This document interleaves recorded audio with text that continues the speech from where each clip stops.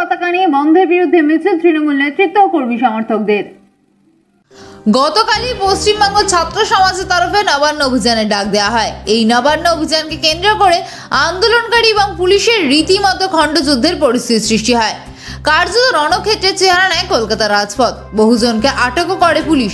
আটককারীদের ছাড়ানোর উদ্দেশ্যে পথে নেমে বিজেপি এবং ঘোষণা করা হয় বুধবার অর্থাৎ আজকের 12 ঘন্টার বাংলা বন্ধের।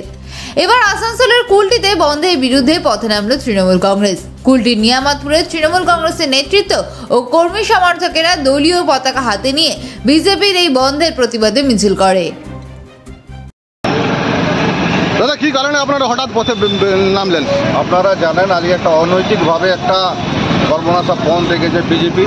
তারা সারা রাজ্য বা বিশৃঙ্খলা করার চেষ্টা করেছে। কালকে ওরা নবান্ন অভিযান করেছিল এবং সে নবান্ন অভিযান আপনারা জানেন বাংলার মানুষ সেটাকে প্রত্যাখ্যান করেছে এবং পুরোপুরি ফ্লপ হয়েছে। তো কীভাবে তখন কালকে ওরা চেষ্টা করেছিল লাশের রাজনীতি করবে, কিন্তু কিছু করতে পারেনি।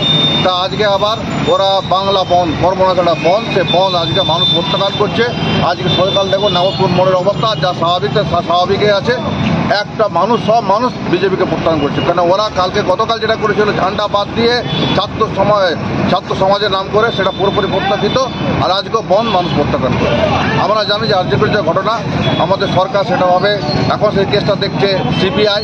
ওদের উচিত সিও কমপ্লেক্সকে যে পরে ঘেরাও করা, সিও কমপ্লেক্সে ধর্ণা করা, কিন্তু সেটা ওরা করে না। শুধু রাজনীতি করার জন্য, বাংলাকে অশান্ত করার জন্য।